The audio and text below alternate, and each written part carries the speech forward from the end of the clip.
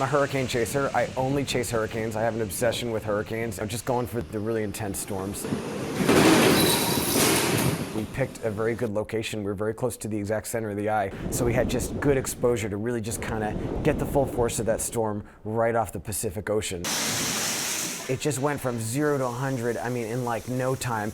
And there were all these like banging sounds, and all of a sudden, boom, the glass wall of the lobby, this big glass wall, just exploded like a bomb went off, and just glass and wreckage just flew across the lobby. All of us were just scattering like rats, jumping under furniture into bathrooms. I mean, just trying to like do anything to get out of the way. A lot of us were bleeding and cut and just trying to save ourselves basically.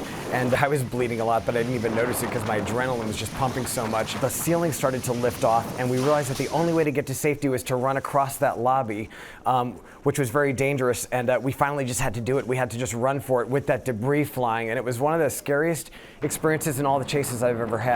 This was one of the worst hurricanes I've ever been in, and it's not an area where I'd expect to see such a severe hurricane. As a chaser, it really surprised me, and up there on the kind of fear factor, it was up there. It was one of the worst, just because that eye wall, the wind was so violent, the way it just was ripping up the building, and the roar of it, and just the way the glass all smashed. It had an explosive quality that I haven't seen in many other hurricanes.